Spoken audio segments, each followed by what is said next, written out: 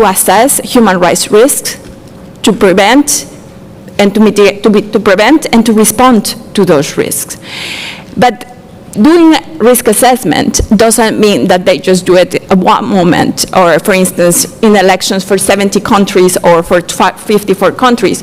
We want them to be able to do specific human rights impact assessment in different moments and according to the different users that they are dealing and that are facing different risks. Because as you all know, the risks that, for instance, journalists are facing in the digital platforms are not the same risks that women are facing in the digital platforms. So we need to take specific measures, and we need to be able to acknowledge those kinds of risks and how the products, services, advertising mechanisms are impacting these people. We need to make sure that when they release new products, they have specific mechanisms to mitigate the risks to different to specific groups, but also in a specific context. So the UNESCO guidelines say that there are specific moments, particularly, that the platform should make specific risk assessments. So, for instance, reviews during the electoral cycle, not only previous electoral cycle, but during the electoral cycle in order to identify potential emerging risks. During conflicts and crises, which means not only, for instance, armed conflicts, but also protests, catastrophes, emergencies that are happening around, and when there's a specific change on the product services. So, for instance, ownership, new designs, etc. So this is the first principle. For us in UNESCO, we want to stress all the time that these guidelines are a system-based, have a system-based approach, which means that we don't think that by regulating specific pieces of content, we are going to deal with the problem. As is being said, the UN guiding principles are very clear that when it comes to specific pieces of content, you have to go through a due process of law. But when it comes to systems and process, platforms must be accountable about those systems and processes, about how they are dealing and identifying this risk and what are the type of measures that are put in place in order to move forward. There are some platforms that are already doing this in some way or another, not for all of the countries, I must say, but there's some specific cases that we can highlight.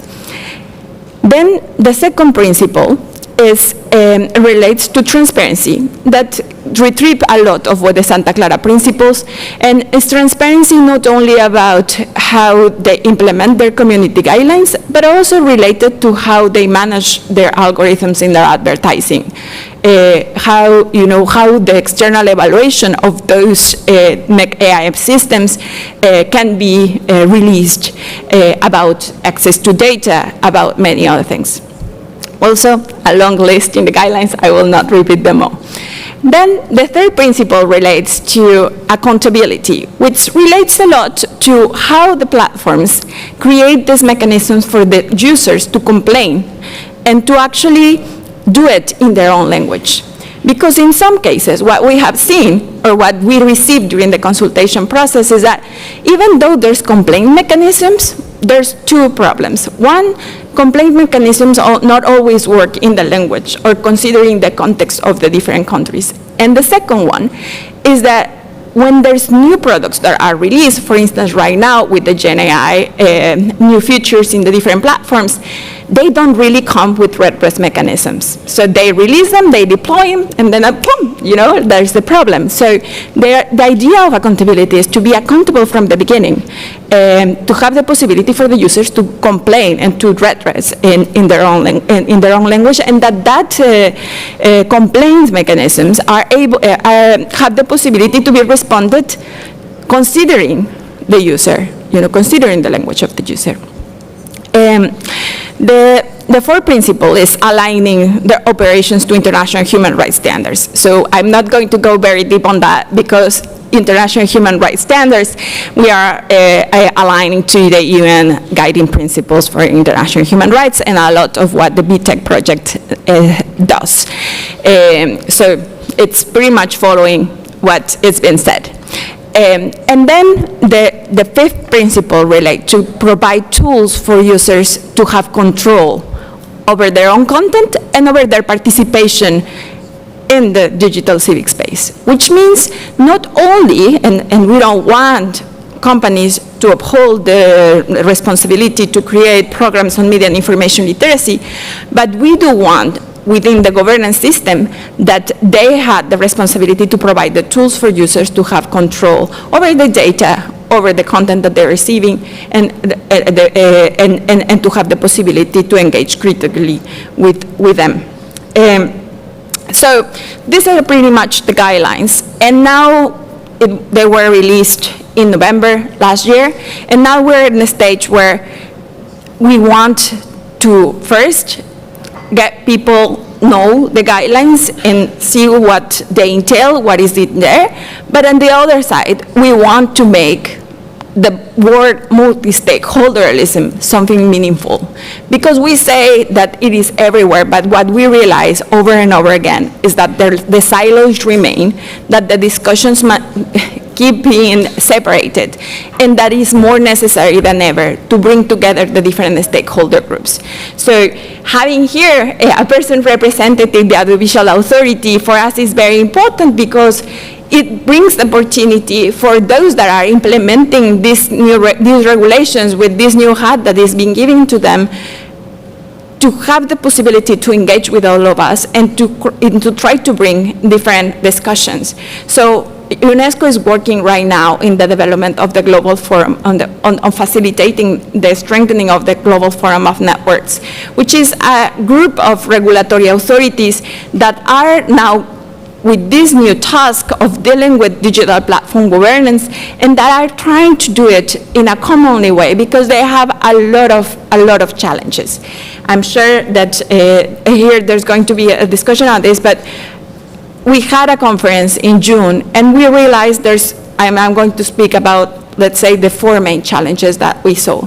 And everything comes to the word asymmetry. There's asymmetry on knowledge and capacity between the different regulatory authorities all across the world, between, for instance, Western African regulators, between Eastern Africa regulators, Southern, there's different levels of knowledge, and it is normal, because there's a lot of, as you mentioned, not all of us are experts on everything. We are always learning. We're on the process of learning, and this is one of the things. There's many regulatory authorities in some countries that are already dealing with a specific regulation, for instance, in the European Union, that they are already implementing, that they are already seeing the results, etc. And there's other ones that are just exploring how it's going to work. So this asymmetry is important and needs and creates certain gaps. The other asymmetry relates to engagement. So digital regulatory authorities, there's regulatory authorities that have at least 7 people from each company to engage with them.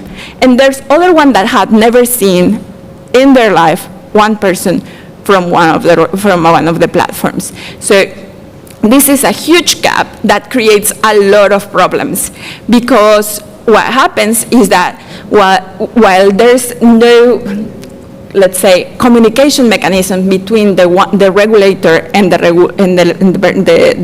platforms, then it creates a lot of problems around the process of regulating. So this is another asymmetry. Then the other one comes to metrics. So while there's some regulators that ask for something, so some transparency metrics to some kind of platforms, then there's other regulators that ask for other things. And to be honest, sometimes what happens with this asymmetry and this fragmented system is that at the end, there's no common ground where the companies can comply on this transparency metrics. So there are some of them that comply more or less with the ones that says in the Digital Service Acts in the European Union, but they don't exactly do the same thing for other countries that are asking other things. So this is creating another problem. And the other thing is that, and there's another problem that they mentioned, is that even though we all talk about multi-stakeholderism is expensive. It requires budget.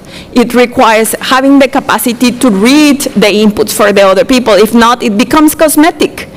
It requires the need, like the capacity to host the people in the place where you're bringing them together. So that's a huge challenge of making this discussion multi-stakeholder. So this is another challenge that they mentioned. And they also mentioned the challenge of, making sure that that the media and information literacy programs are actually, like thinking on the last one, multi-stakeholder, that media and information literacy programs always come cross-cutting with the needs of those that mostly need it, like the users that are going to be the target, and involving other type of content creators, not only, let's say digital platforms, but new content creators such as influencers or media outlets. And just a quick time. Okay, so that's it. No, I'm going to wrap up. So yeah, so the Global Forum of Networks right now is one of the main, let's say, we want this forum to work. We want them to engage with the different stakeholders.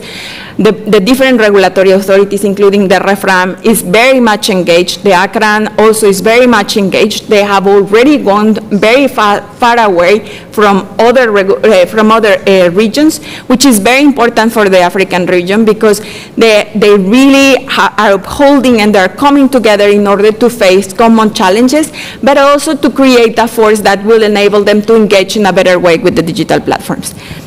That's it, and thank you very much. Amazing. Thank you.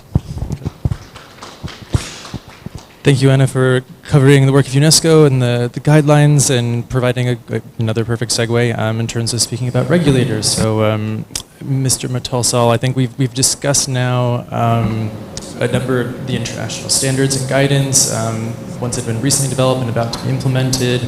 And I'm curious from your perspective, because you're from the Conseil National de Régulation de l'Audiovisuel, what are how do we see this in practice, and what are the challenges? How does this relate to your work? And if I can kindly ask you to keep your comments as brief as possible, but not too brief. I don't want to be rude, just so we can keep the time. Thank you so much.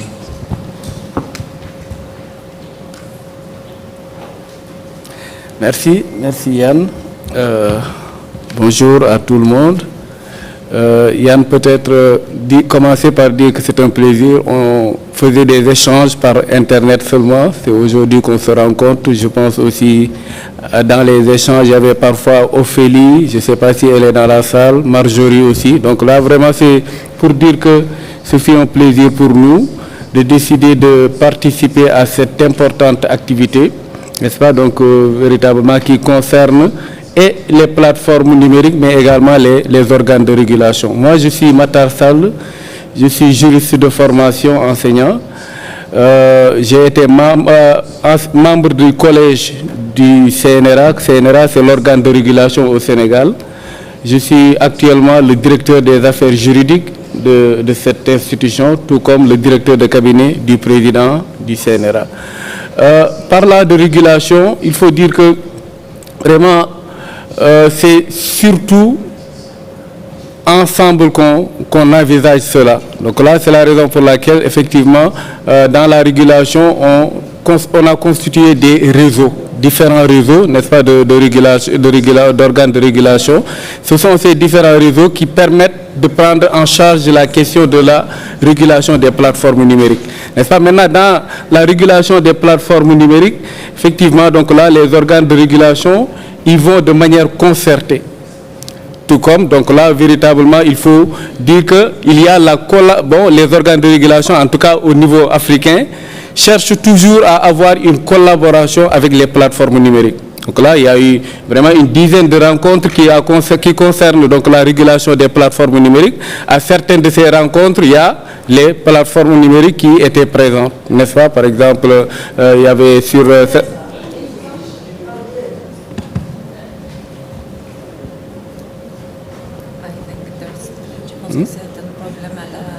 Traduction.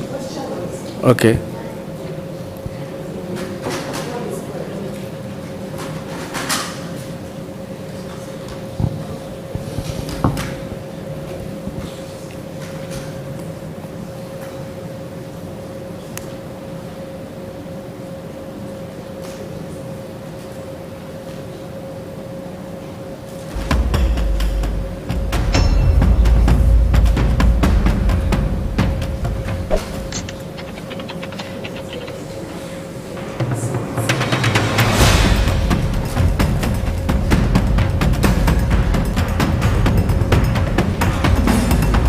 C'est bon?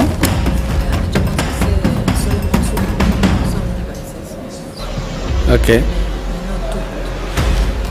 On peut reprendre?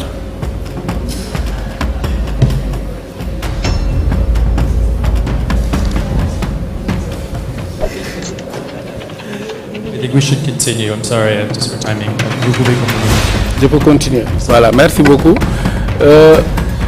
Parlant de la régulation, n'est-ce pas, donc là, il ne faut jamais commencer par entendre, chaque fois qu'on parle de régulation, entendre par exemple restriction, n'est-ce pas? Donc là, parfois donc les non-régulateurs ou bien ceux qui ne sont pas dans le domaine de la régulation, chaque fois qu'ils entendent parler de régulation, ils pensent donc vraiment à des restrictions, à des obstacles dans le travail de tel ou tel autre acteur, n'est-ce pas? Donc là, si on parle de régulation des plateformes numériques, n'est-ce pas, véritablement c'est toujours sur la base donc de la réglementation. D'ailleurs, je dirais que les organes de régulation sont autant tenus de respecter la réglementation que n'importe quel autre acteur, n'est-ce pas? Donc ce qui fait que vraiment leur action se fait dans le cadre de la réglementation.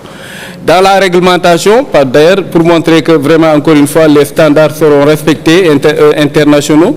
Exemple, ici, il est dit préserver la liberté d'expression et l'accès à l'information. Je dirais que la première des missions pour les organes de régulation, c'est de respecter la liberté d'expression.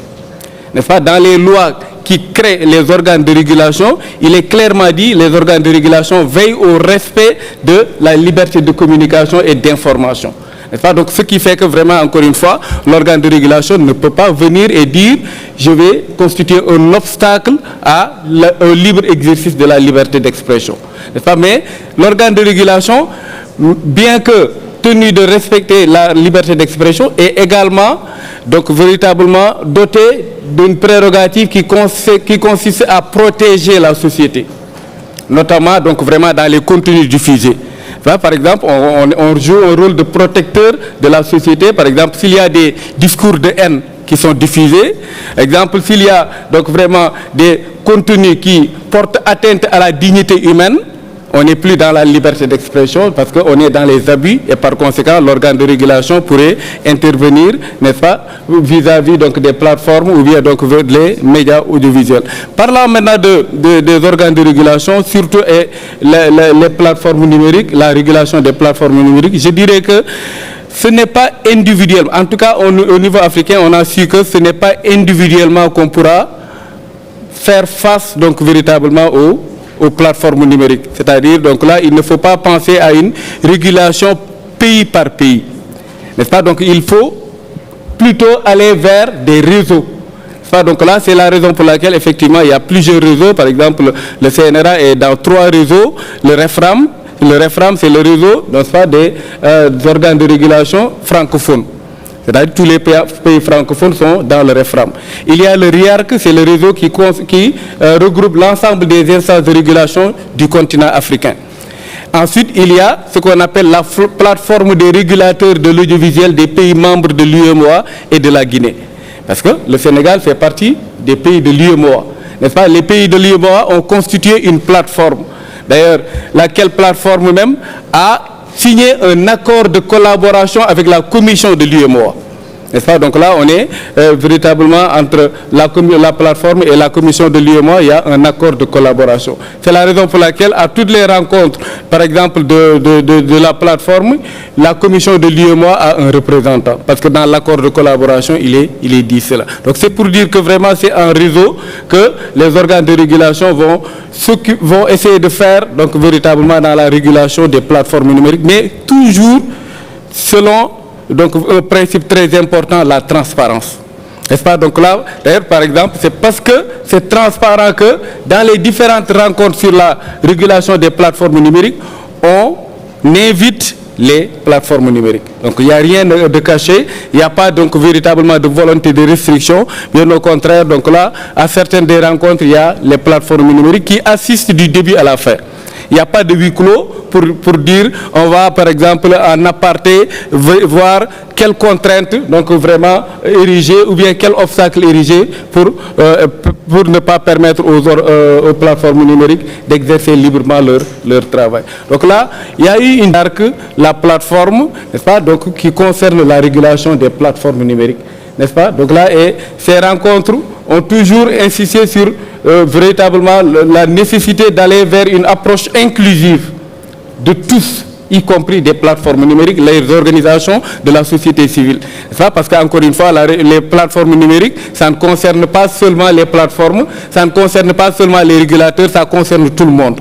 Parce que véritablement, c'est quelque chose qui est utile pour toute la communauté. C'est la raison pour laquelle, à certaines rencontres même, la société civile également, donc véritablement, est conviée. Et donc là, les experts et autres, donc là, on va essayer de voir quel mécanisme, quelle stratégie la plus adaptée pour réguler les plateformes numériques.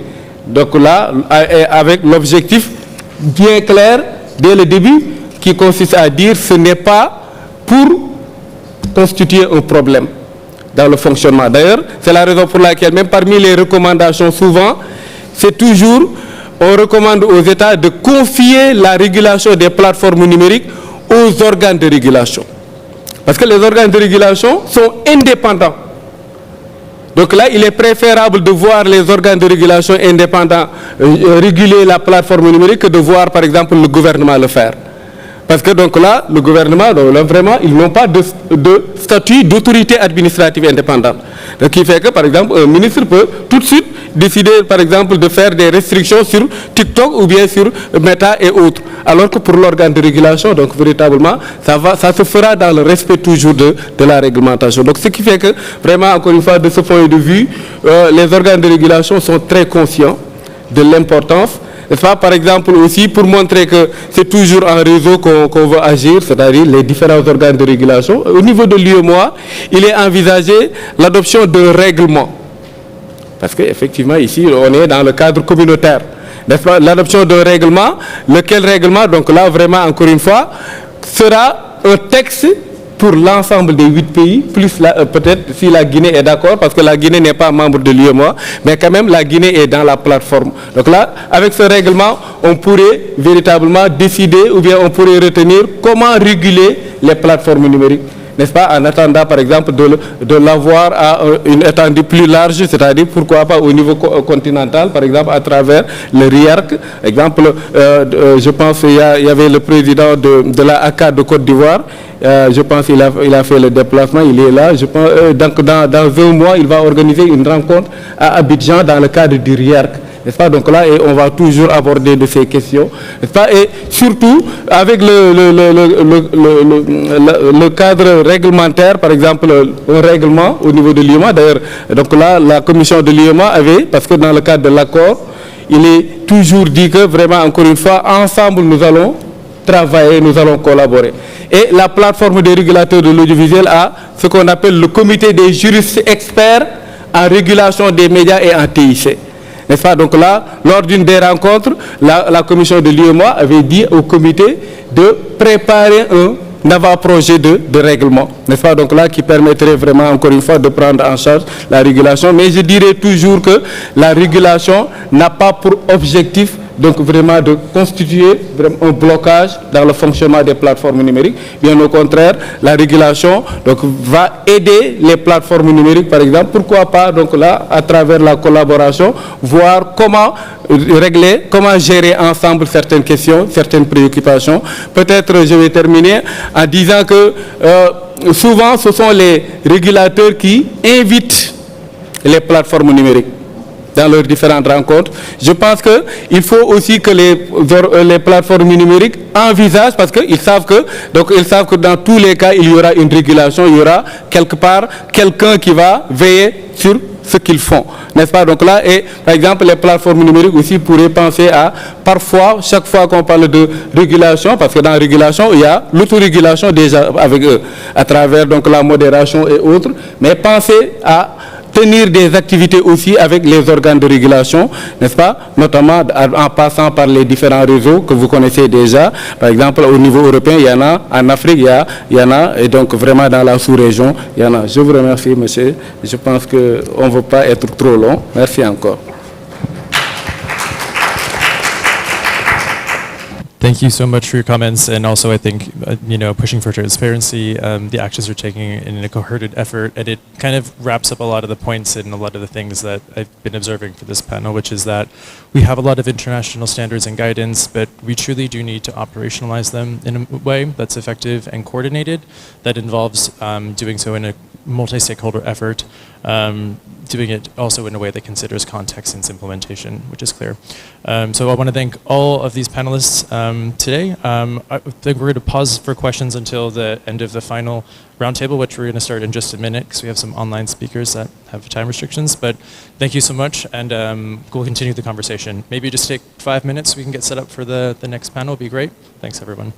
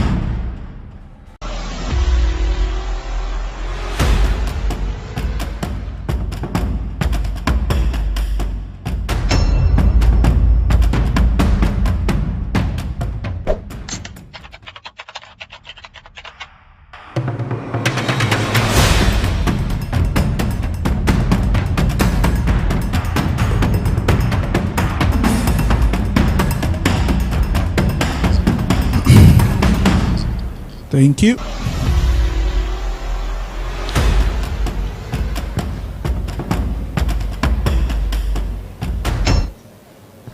I guess they will meet us right as we go on.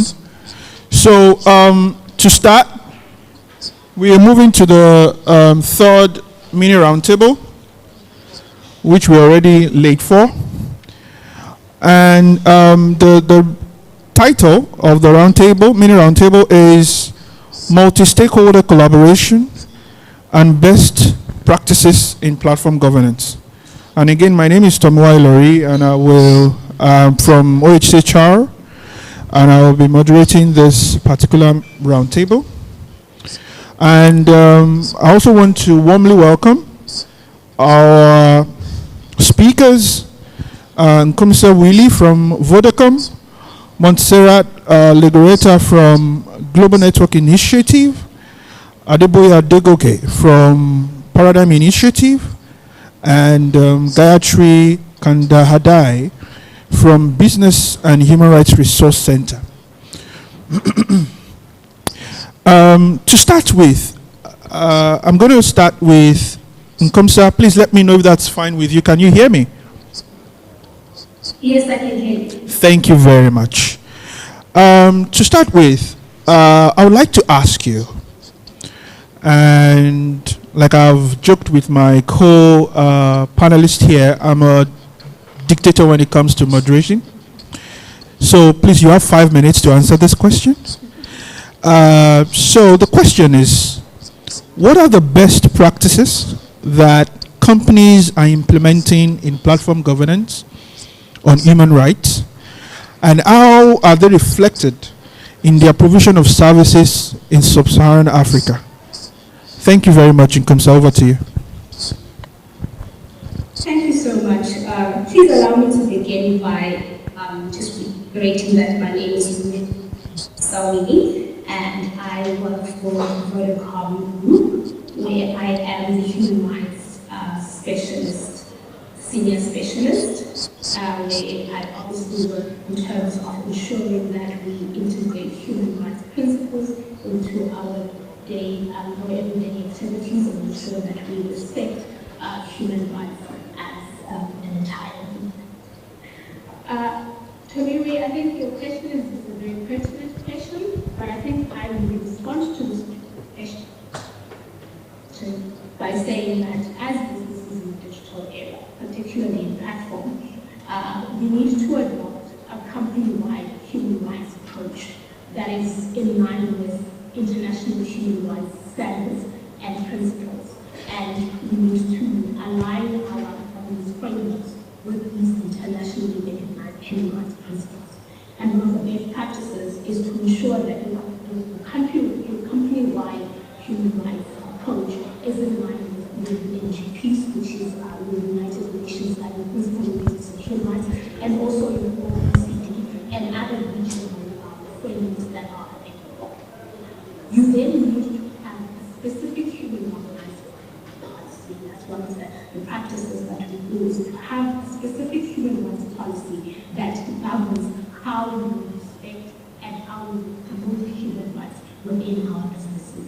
And this policy is generally publicly communicated to ensure that our human rights commitments are well understood by all our stakeholders, and also that our stakeholders will have the opportunity to hold us accountable to what we commit ourselves to. So it helps us with the check and the balance. In drafting this human rights policy, we generally use to involve multiple stakeholders. So we will involve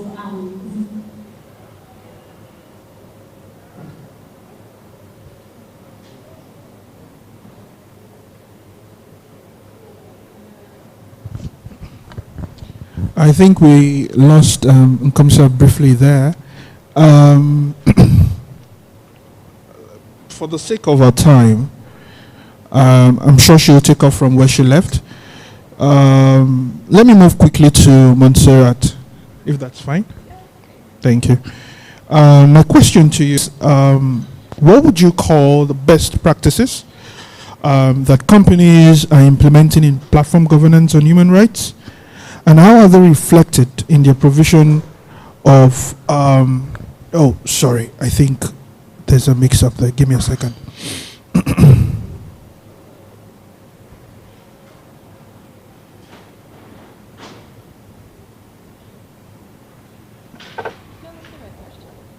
Are you sure? Was it? Okay. Okay. What are the best practices that companies are implementing on platform governance on human rights? And how are they reflected in the provision of services in sub-Saharan Africa? Yeah. Thank you so much. My name is Montserrat Legorreta, but you can call me Monse because sometimes it's a handful. I'll keep it to 5 minutes, my extend to 7. I hope that's not an issue, just up front. So I'll speak, I'm a membership and program associate at the Global Network Initiative. So for those of you who may not be familiar, I'll just do a quick overview of what we are. We are a multi-stakeholder organization that focuses on freedom of expression and privacy. And we have 4 different types of members. We have companies within our fold. We have civil society organizations, academics, and investors. And really, some of our previous panelists have talked about self-regulation, and the Global Network Initiative was actually born in 2008 as a self-regulatory measure with overbroad requests from governments for data. So companies came together and said, how can we actually respond to this? This is an issue. And so that is how this is how the Global Network Initiative was born, but really through a multi-stakeholder model. So that's really important. We have to remember that in 2008, the internet looked completely different to what it looks like today. Some big companies weren't as big as they are, and also social media maybe perhaps wasn't what it is today. So that's important to note. So really the evolution of technology and these platforms is something to keep in mind. With that, I'd like to say that, and I think this is the definition. I think Namisa's back? Or just hearing my own voice?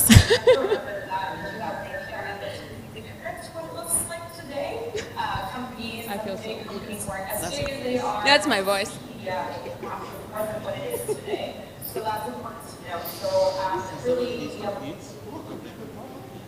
Okay, I'm sorry. I'm mildly embarrassed about hearing my own voice.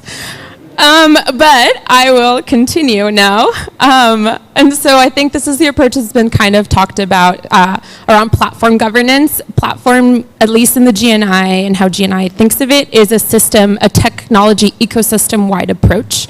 This is because our company members are everything from the equipment providers, so things like companies like Ericsson, to internet service providers like the telecommunications companies, to cloud service providers like Cloudflare, to the platforms where you see the content like Meta and Google. So it's really the ecosystem in general that we're talking about when we talk about platform regulation, not just the content, which is something that we understand a lot of people like to focus on, but really human rights need to be respected across the tech ecosystem for approaches to be effective. So I think that's the first thing that is really important to note. And when I speak, and that's what I mean by, that's what we mean by platform governance. And so really the Global Network Initiative holds companies accountable to the GNI principles, which were mentioned by my colleague at Meta. And really those were based and drafted around the same time as the United Nations Guiding Principles on Business and Human Rights, which you've heard about already. Really where the state's duty is to protect, corporate responsibility is to respect, and also provide remedy. So those 3 things are embedded into the GNI principles on privacy and freedom of expression, alongside their implementation guidelines. So this is a handful, but really what it means is that if a company becomes a member of GNI, they make a commitment to abide by these principles with good faith efforts with improvement over time. So they agree to be assessed every 2 to 3 years, and it's a voluntary assessment, but really, as we've seen now, a lot of like what we do from a voluntary is now being baked into hard law. So it's our assessment continues to be a very good metric to really push companies forward and provide them with guidelines in which to respond to government requests for data. So those are some really good practices, and we encourage companies to kind of come into the GNI fold because it's more than just the assessment, right? That's the accountability pillar. We also work on policy, so we respond to policy developments in real time, but we provide a learning space where civil society, academics, investors, and companies can come together and discuss issues in a confidential setting that really allows the conversation to move forward. So this is a truly multi-stakeholder effort. So I think in answering your question, that's something important. To answer the question on specifically in Africa, we would really love more companies in the region to join. Right now, MTN is a member, and I guess I get 60 seconds. I'm just being told here. The last thing that I will also say is, I was going to go through the 4-step process that actually Meta outlined through our public assessment report, where we actually have specific case studies about how companies like Meta reacted to demands for data or shutdowns. Those are the two things some of the things that we talk about in another case study that is Orange, but maybe in the questions, if you want to ask me, I am more than happy to go into it. But it's a really, these case studies kind of outline how telcos like Orange responded to a moment where they were asked to either slow down Facebook and Twitter or filter traffic, and using human rights principles in order to do this. And then the case study also, which you can find in our public assessment report around the Uganda case, where content was reviewed, and that was already outlined by my colleague at Meta really well, and she also spoke to the GNI principles and guidelines, so I'm happy to go through that also step by step, and it's on our website. So those are a few things that I wanted to highlight, and I'll pass it back to our moderator. Thank you very much, Montserrat. And back to you, Nkumsa. Can you hear me? Yes, I can hear you. Thank you so much. Yes, please go on. My apologies, but I had network issues, ironically. So I think where I was saying that there needs to be obviously a human rights policy that is established, and that the human rights policy needs to be drafted and established in collaboration with multiple stakeholders. These include obviously your affected individuals. This includes your NGOs that work particularly with these human rights issues. This also includes your national human rights institutions in your various country of operation, and also your regional and international bodies such as your UNICEF. And also the opportunity that exists is that we can be able to leverage peer-to-peer review and peer-to-peer learning. So you have within the telecom space companies that are a little bit more ahead of others in terms of the human rights journey, and you can collaborate with them to ensure that you learn best practices for them and that you are able to implement these best practices. You also then need to commit to a due diligence approach so that you are able to assess your human rights impact of the services and where you operate and how you are implicated in any human rights violations. Your due diligence approach needs to, one, insist of a proactive risk-based scanning where you are able to look at you're proactively scanning to see what are your human rights impacts, what are the key human rights risks that you might have by virtue of the services that you are providing and where you are operating. But then there's also a reactive one where in instances, say for instance, you have received government requests for user data or a request to shut down the internet, etc. Here you need to have it's a reactive, but it's based on your previous due diligence of assessing and knowing what your environment looks like. You'd be better prepared to respond to these kinds of crisis issues. So here we're looking at having a crisis management or incident management practice that sets out clear guidelines on how you manage these types of requests based on human rights principles and also based on your human rights policy, etc. You also then need to have a post-crisis management solution where you are able to track and trace how you responded. You are able to offer remedies if there were any human rights violations, and then be able to monitor the effectiveness of your remedies, and also go back to the affected individuals to ensure that the remedies were effective, etc. And I know that this is a little bit of an issue because we are afraid of legal liability, but unfortunately, remedies are an important part of how you manage and how you respect human rights within the business in which we operate in. You also need to build relationships. Nkomsa, sorry, you have 60 more seconds. Thank you. All right, thank you so much. I think in 60 seconds, all I would say is the United Guidelines on Business and Human Rights become your core tool that you need to use. You then need to learn and be able to collaborate and work with other stakeholders, because it really is a task that will take an entire village to be able to implement. And I also think what needs to be done is be transparent and honest about where you are in your human rights journey. This way you'll be able to be given the support that you need, and that you'll also be able to build relationships with the key stakeholders that are needed in order for you to really implement your human rights approach in a way that is effective and in a way that protects human rights. Thank you.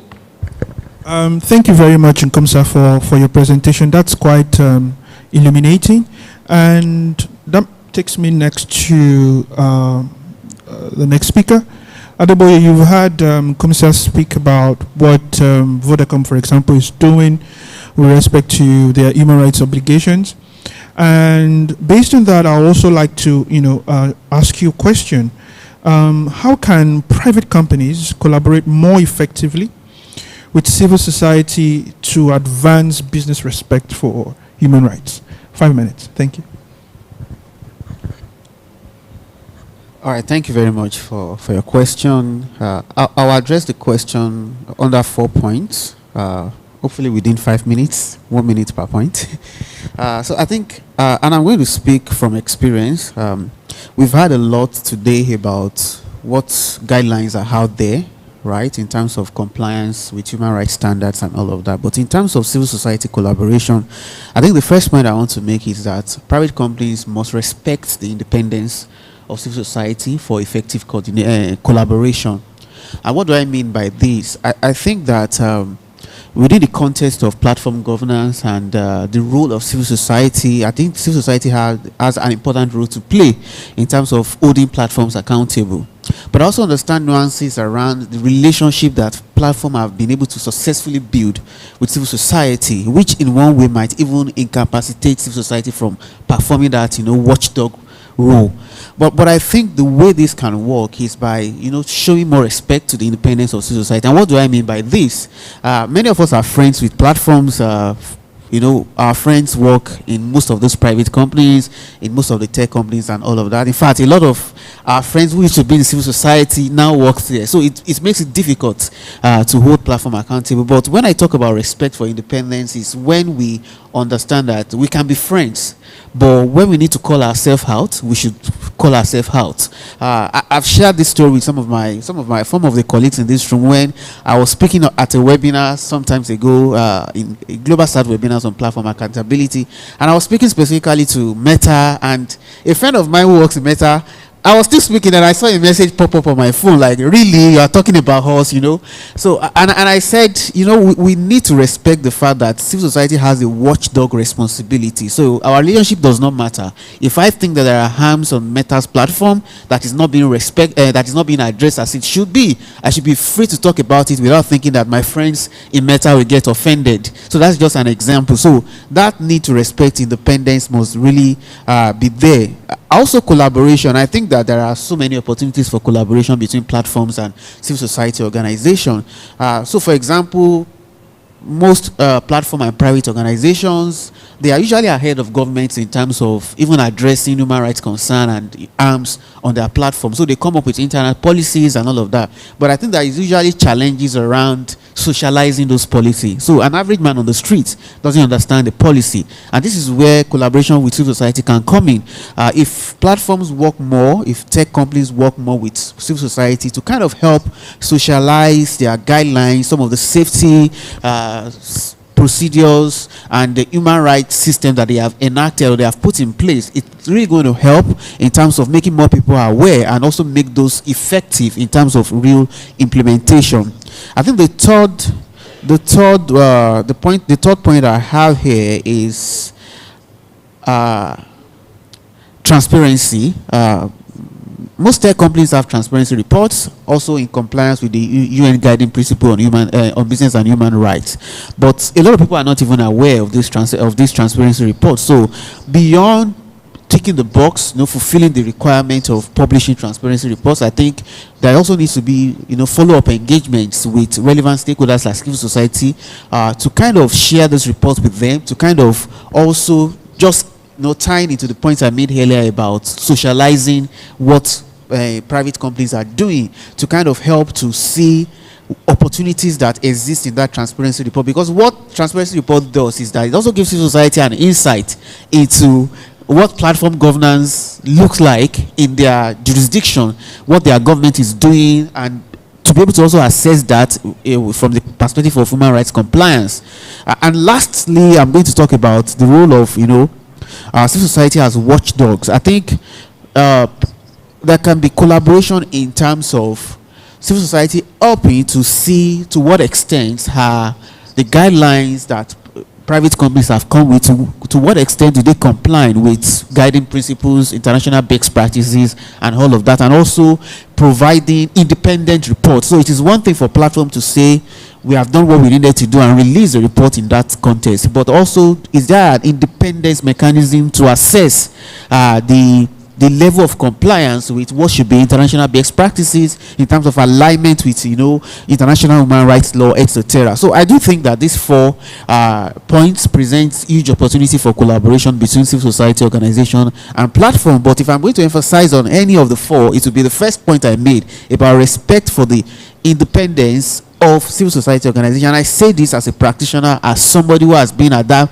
midpoint of trying to be the watchdog and at the same time not getting my friends angry that I'm calling out their companies and all of that. Lastly, I will wrap up with an experience that I had with what happened in Nigeria recently, where the authority fined Meta for allegedly for breaching data privacy law for anti-competition, antitrust practices. And I was invited to a TV station to speak on it, and when I got to the TV station, it was almost like the journalists were putting words in my mouth, like they expected me to just condemn the government and side with Meta, and I'm like, no, I'm not here to do that.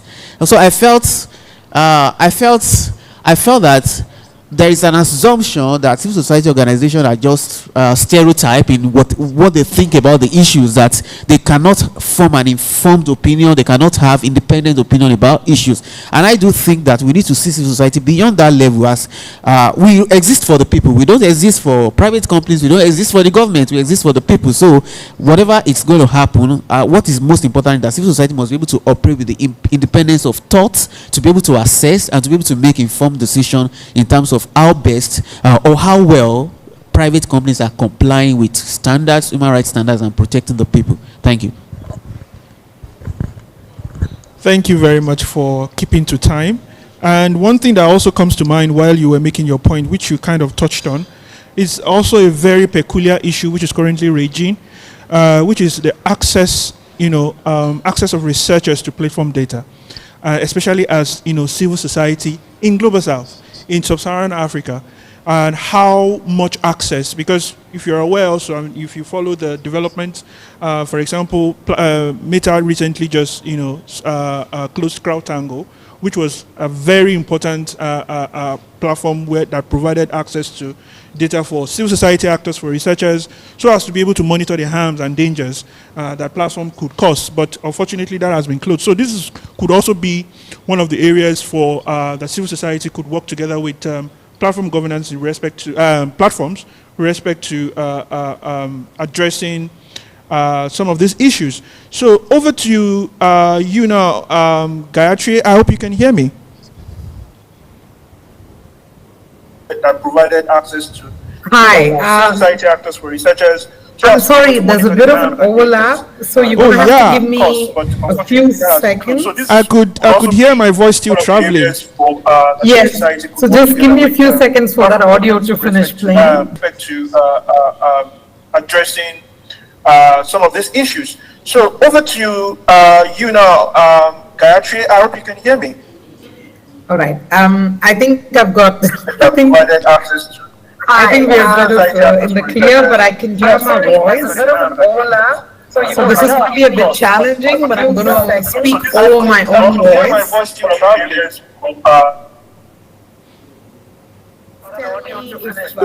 This is sounding okay. Addressing kindly hold on some of these issues. So over to you, Gayatri. I hope you can hear me. No, it's not working. Okay, I'm going to try sort of switching off the speaker, so I can't really hear you. So if you need to tell me something, you're going to have to put it in the chat. As the last speaker for this panel, let me first thank you for inviting me, and I'm sorry about all these technical challenges. And I hope I'm able to make a very quick intervention that's hopefully helpful in moving us along in the conversation of how to collaborate between civil society and private sector. Let's first acknowledge the fact that there's no lack of will on either end of the spectrum in terms of wanting to collaborate. Ideally, as the last speaker, I should be putting a positive spin on things and possibly giving us some sort of ideas on how to move forward. But that really is a tough ask, given that the current landscape is what it is. I will still try to remain optimistic and provide some sort of ideas on how we could move forward, I guess. To understand and recommend a solid way forward, we need to acknowledge the current lay of the land. As my colleagues, especially the colleagues who spoke before me, has demonstrated, the challenges are many. At the Business and Human Rights Resource Center, we track and monitor the development on business and human rights standards and human rights violations of over 10,000 companies across the globe. Civil society and media reports pointing to these sorts of violations by tech companies have been steadily on the rise over the last decade or so. So what we did was we recently developed an analysis based on the tracking that we've done over the past 10 years, just looking at instances where we've reached out to tech companies, asking them to respond to allegations made by civil society partners or by the media. The key challenge here clearly is the responsiveness of tech companies to requests for information or clarifications. We have reached out in this period of 10 years over 700 times to tech companies about allegations. And in less than 50% of those cases did tech companies respond to us. In fact, that number has been steadily on the decline in the past 5 years alone. This rate of response is lower than what we've observed for the textile, natural resources, agriculture, food and drinks industry. In fact, it's lower than the tobacco sector too. Now, as I said, to me, this response rate is already a big challenge. Now, in 70% of the instances where we've reached out to these companies for asking for a response on an allegation, we noticed that the affected group is usually a vulnerable group such as migrants, children, workers, women, LGBTQI plus individuals, human rights defenders, or media personnel, right? So this demonstrates that the tech sector's disproportionate effect on communities that are already at risk. But what is also problematic is the fact that in over 75% of instances where we reached out to companies, tech companies, about violations, these companies were headquartered in the global north. So what that shows us is that predominantly the effect of violations by tech companies is sustained by people, especially vulnerable groups in the global south, but the companies that are implicated in violations are based in the global north. Another really problematic data point that we noticed is that about a third of the instances where we reached out to companies on allegations, especially by tech companies, were related to violations in conflict-affected zones. So it would either be Myanmar, or it would relate to Israel's war on Gaza, to Sudan, to the Russian invasion on Ukraine, or in the case of Nigeria. And in 4 out of 5 instances, the companies implicated were in the global north, while most, if not all of these conflicts are in the global south. Now, despite these problematic trends, I would like to move us towards looking at some sort of silver lining. What we did notice is that when we looked at the trends of these numbers, instances where tech companies included some good practices, whether it involved developing business code of conduct, adopting human rights policies, or publishing transparency reports, we noticed that in those cases, the response rates were better. If a company either had a code of conduct, had human rights policies, or transparency reports, they seem to be faring in their responsiveness much better than their counterparts who didn't have any of those three factors that we looked at. I'm glad my colleagues from GNI are also on this panel, because another important data point we noticed is that when a tech company is either a part of the UN Global Compact or the Global Network Initiative kind of, or other MSIs, so to speak, but particularly these two, the responsiveness was better. Now, let me quickly move to the question of stakeholder engagement. About a year ago, and please let me know on text or on chat if I've gone over my time because I cannot hear you. Over a year ago, I spoke to about 40 of our partners along with my colleague, Danny, to get a sense of what are the challenges digital rights defenders are having in relation to engaging with tech companies. Many challenges were mentioned, but what was particularly stark to us was that the Global South partners seem to have a very different set of challenges than the Global North partners. And now this ties back into the fact that most of the tech companies implicated in violations are in the Global North. Inaccessible company structures, not knowing who to speak to, and when we build a relationship with a particular person in a company, it doesn't always bleed into others in the company, and when that person leaves, the relationship with the company as such ceases. The fact that there's lack of whistleblower protections, asking our colleagues to sign non-disclosure agreements, these were all just a few of the examples of what really held people back or made them hesitant in engaging with companies. But really the fact that most of our partners in the Global South felt that there were discriminatory practices by tech companies when it comes to providing information, providing clarification, providing a space at the table for our Global South partners, that seemed to be the unique challenge that stood out. Gaia, can you hear me? Which often provided a sense of disconnect, if not disempowerment. Now, in terms of what to do next, we feel that the first step towards collaboration has to be transparency. Now, when we reached out recently to about 104 tech companies on the issue of whether they've done human rights due diligence in relation to Israel's war on Gaza, our response rate was shockingly low. It's lower than anything we've seen at the Resource Center.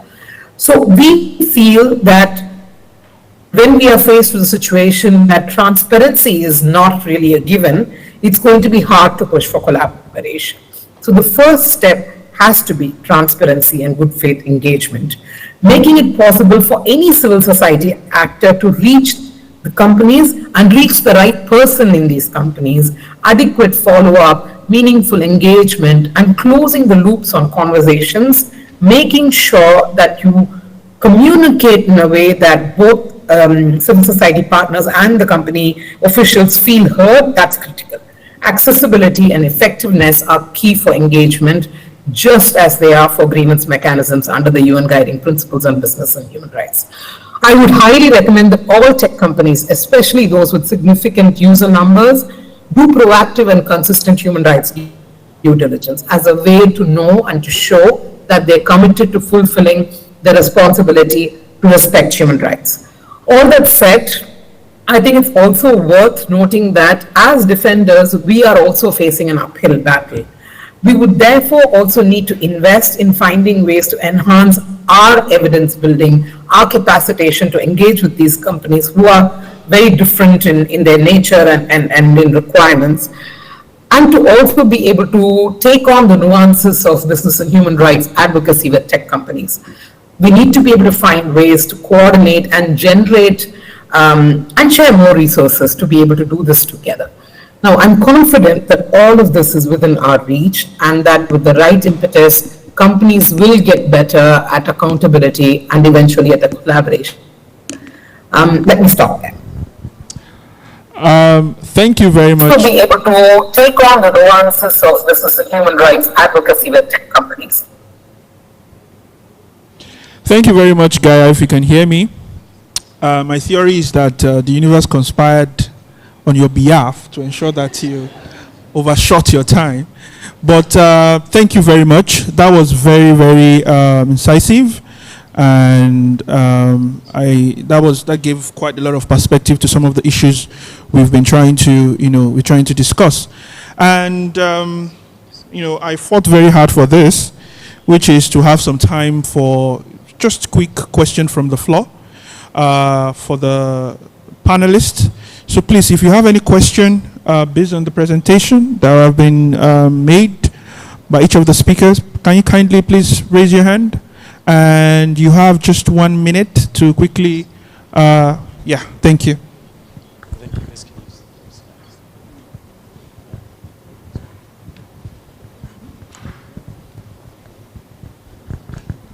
Bonjour, désolé pour ma voix et je vais y aller en français. Je suis Muriel Alapini, je viens du Bénin et je travaille dans la gouvernance d'Internet. Ok.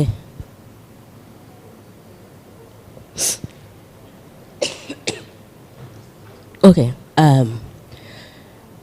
Les parties prenantes, les discussions des parties prenantes et tout ça, mais je ne vous ai pas entendu parler des utilisateurs finaux d'Internet, c'est-à-dire moi.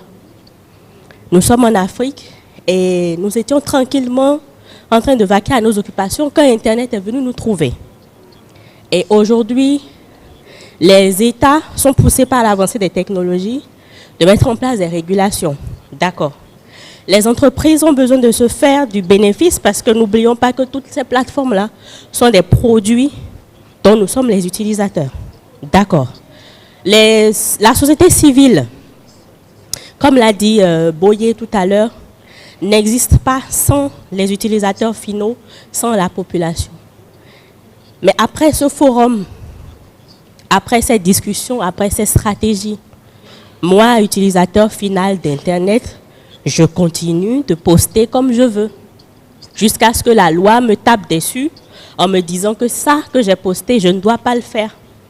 Donc ma question est, surtout pour la société civile, les représentants de la société civile, pourquoi ou quand est-ce que vous prévoyez augmenter encore plus d'activités de sensibilisation et d'information à l'endroit des utilisateurs finaux d'Internet, toutes ces personnes qui font vivre les plateformes économiquement, elles ont besoin d'être informées, d'être sensibilisées sur tout ce que vous faites déjà maintenant par rapport aux politiques qui existent, etc.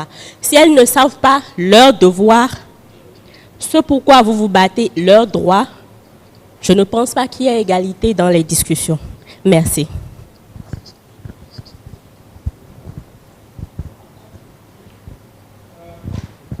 Boy, I think I heard your name, so that should be... All right. I mean, thank you for your question, Muriel. I think it's also part of what I was saying earlier, that as civil society organization, our priority is the people. Sometimes we get into some of this conversation at a very high level. We speak technical languages, but what is most important is how does all of this affect the people, the end user, the average man on the street. And that's why I emphasized earlier the importance of socializing rules. It's not just enough to tick the boxes to say we have complied with international norms. It's also to what level are those compliance, socialized among the average man on the street. But you also made an important point around awareness creation for the average person. For example, one thing that have been of great concern for me is a trend that I see, that most time when an average person gets maybe experience identity theft, maybe they have a Facebook account, somebody takes over the Facebook account, the guy just moves on and opens another Facebook account. He doesn't care about the one that has been taken from him. So for example, that average man needs to understand that there are policies in place, or there are ways in which he can recover that account. So how does that the average man knows how to navigate tech platforms in such a way that they protect themselves from harms, but also in terms of complying with rules. All the platforms now have different rules. There are things that you say, as you said, that you can say, and they're going to take down your account and all of that. You need to be familiar with those rules. But it is not just to be familiar with the rules, but to also be able to give feedback.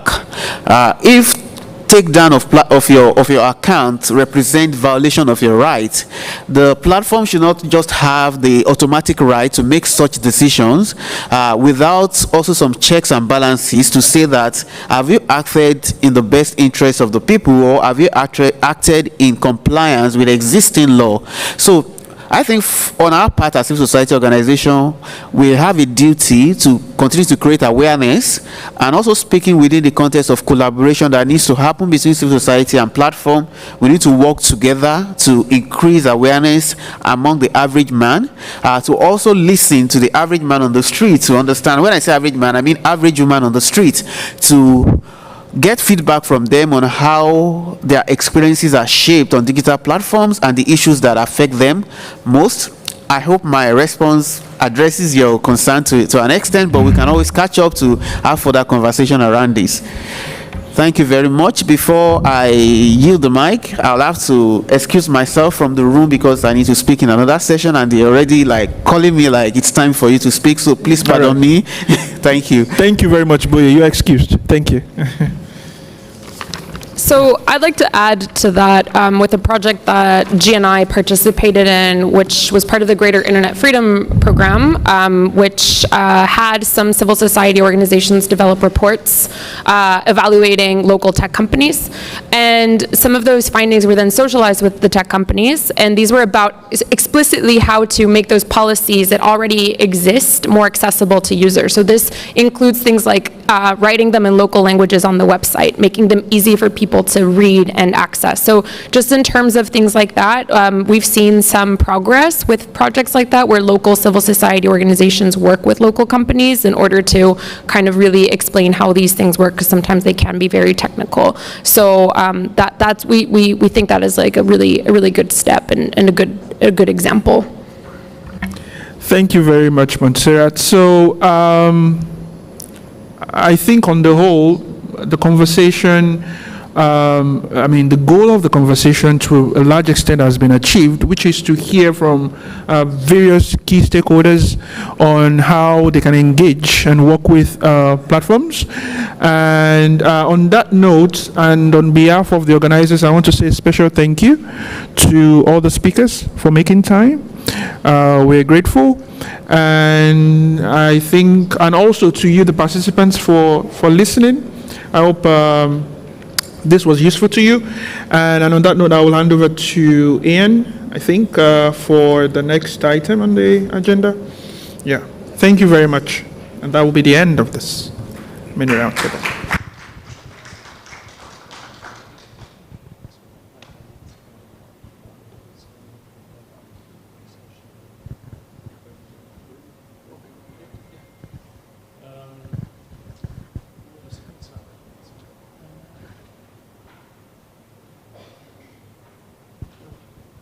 All right, everyone. While I wait for the screen to work, the idea is to have a very quick breakout session, and we're going to be doing this in kind of 3 thematic ways. I think that kind of on the margins and what we talked about today are kind of these key issues as well, but I think bringing them to the surface will allow us to have some more clear insights from you all and also to get your feedback. So I'm just going to roughly say that that white clipboard over there will be those focused on AI and content moderation or algorithmic transparency.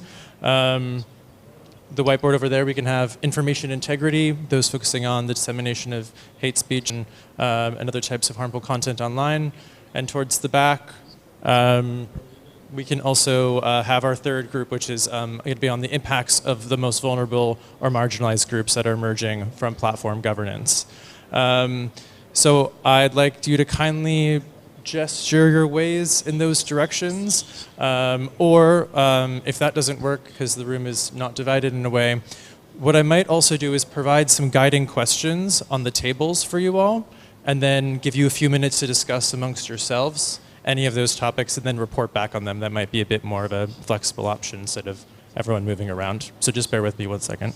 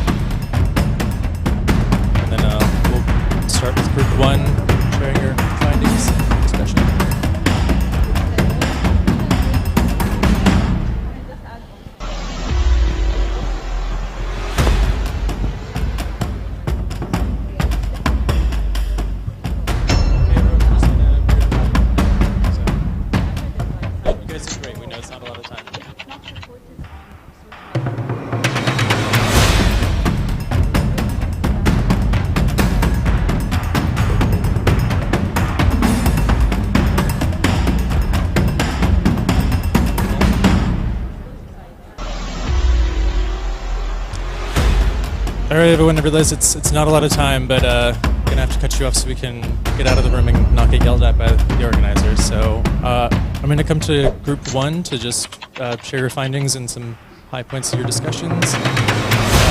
Bridget, do you want to volunteer, or is Mary still? Someone.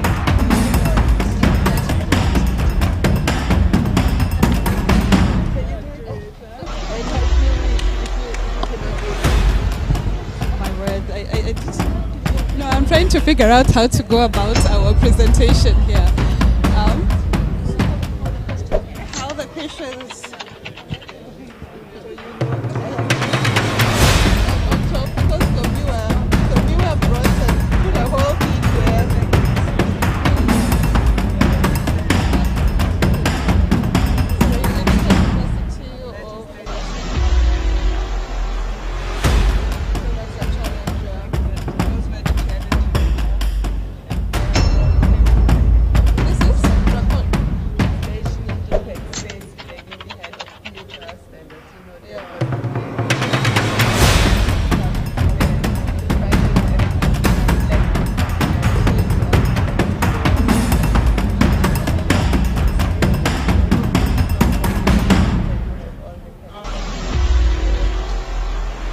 I'm trying to.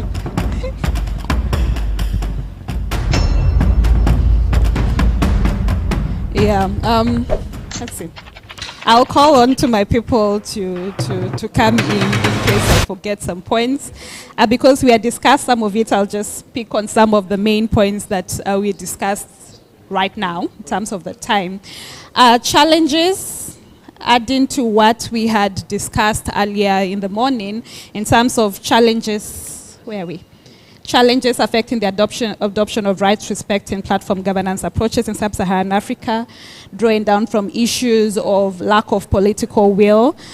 Something else that was added was the limited capacity of the different stakeholders who already exist in be it National Human Rights Institution and other policy makers. How can we engage with them? There's still a challenge of how to engage with them and build their capacity so that they have actual knowledge about the instruments that are existing and how we can work together better to address the issues facing platform governance and rights respecting approaches in African context. So limited capacity, but how can we as different stakeholders build on this capacity? And I think something lastly we discussed is even as we try to build capacity, we also have to look at how we can build capacity from bottom up and not to give Kenyans a whole problem because they have an issue with bottom up approach. But either way, how can we build a bottom up approach where we are from the grassroots level empowering even local persons to be able to be active players so that when it comes to engaging, let's say if it's engaging with tech, pushing policy actors, we are all enabled in that regard. So it's not just about top-down, but also bottom-up approach in terms of engagement. There's something here about, help me here, the doctor.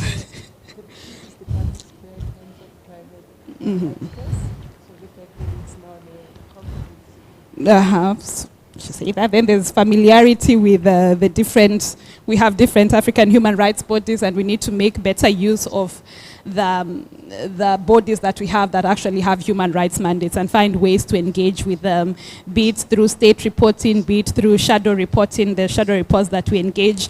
But of course, implementation has always been a challenge when it comes to, yes, state reporting happens, yes, shadow reporting happens, but come the next cycle, to what extent have they implemented? It's still something that requires us to engage more with our policy actors. They understand the problem, find the language that is best placed to engage with them. Sometimes it cannot always be confrontation because sometimes they won't, respond to confrontation, but find ways to speak the language of the different stakeholders. And you see and map out who are the different stakeholders. We have policy makers, as we say, they're different policy makers. It could be your policy actors yet at state level. It could be the election management bodies. How can it happen with political parties and candidates? What role can election observer missions play? What role can law enforcement play? So you have to find ways to engage with the different actors so that it's actually a multi-stakeholder approach. Have I forgotten anything? Yes? We talked about the fact that we do have business and human rights frameworks in most of the SSA countries. It's just that they're overemphasized in the extractives and the mining sector, not necessarily seen as a tech issue. So bringing and prioritizing tech and business and human rights as an agenda, that should be what we should be focusing on.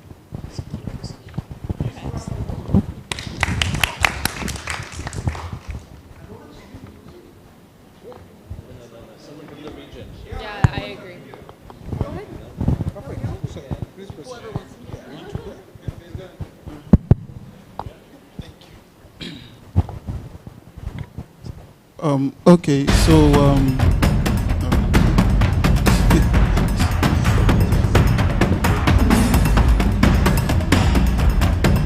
okay, in the same vein, my group members, anyone I don't remember, you can. So from us at the AI group 2. So what we discussed, the first thing that we noticed amongst ourselves, at least region-wise, is that there are little or no regulatory frameworks that govern the use of AI, at least from the human rights perspective. So we considered the need for a rights-based framework framework for the whole process, and just to guide the process effectively. So we also looked at whether or not AI captures the concerns for freedom of expression, given our various cultural contexts and language challenges. We're talking about the need to capture the languages, the diverse languages across the region and across the continent as well. We also talked about do we need special laws, existing principles sufficient? What are the risks involved? So, and finally, we considered whether or not AI is better than human modifications with respect to capturing religion and or cultural specifics.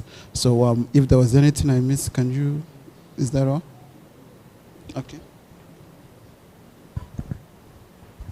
Just a quick addition, really, to note that I think what also came out from the group is that the moderation efforts, especially by duty bearers and folks in the political circles, has triggered the rise of regressive laws that basically are seeking to, criminalize expression that is protected under the freedom of expression. So we're kind of seeing that rising in the effort, and that's really in relation to platform governance. I think in Uganda we still have Facebook blocked simply because of the content that was shared online, and the president didn't like the fact that the content that was really pro his party was banned through the blockage of the accounts.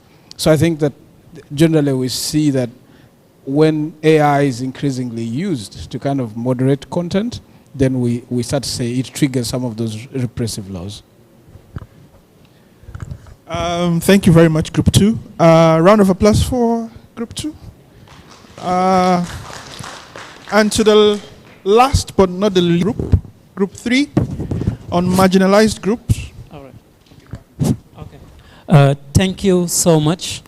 I'm going to try to speak for the group number 3, and then if there are anything to add, I will give my co-workers add that.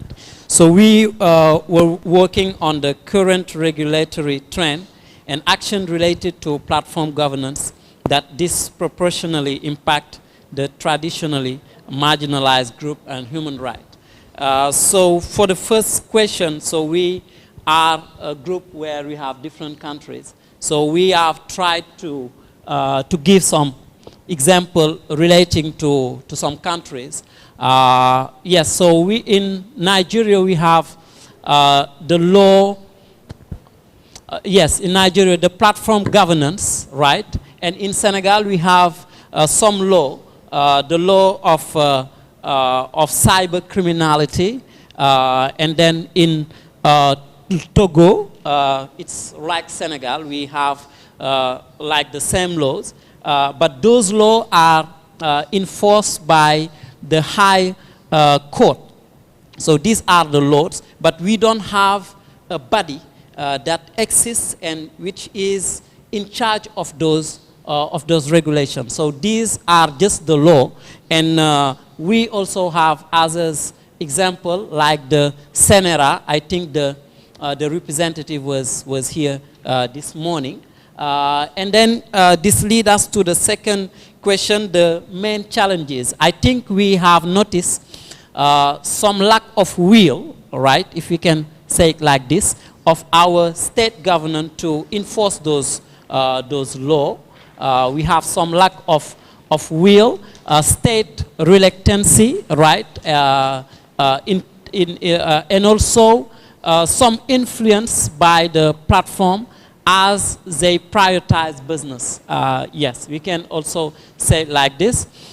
This connection between government and CSOs and platform as far as digital things are concerned. Yes, at the local level, I think there are key players. For the question number 3, are local stakeholders familiar with international guidance to inform right-respecting approach to platform governance? So yes, I wanted to give you the floor to, okay, all right. Yes, we didn't have much more time to wrap up all this, but I think these are the 3 questions that we have addressed. Thanks so much.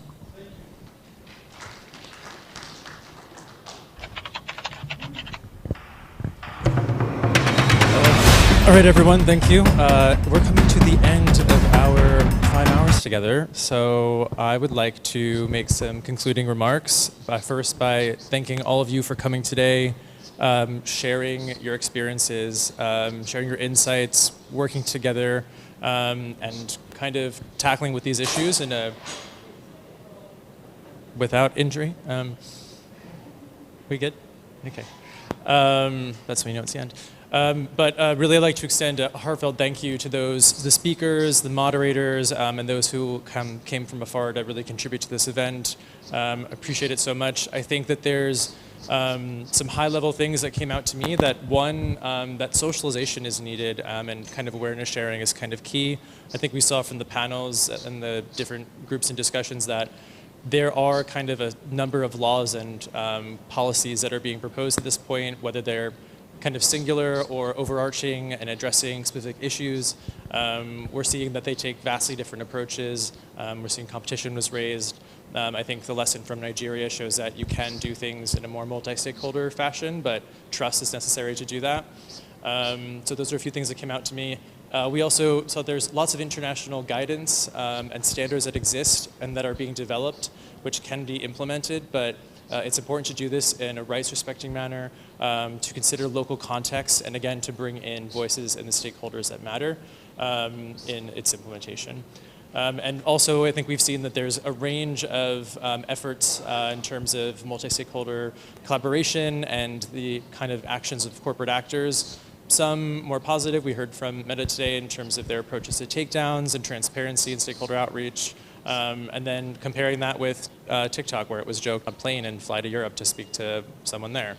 So I do think that there's a broad range of kind of efforts that need to be undertaken, and that there's no like magic bullet or silver bullet to be said, but I do think that we can take these efforts and taking them at a regional level with regional actors in cohesion with one another is pivotal. So from heartfelt thanks from Global Partners Digital, from the BTech Project, and from Paradigm Initiative.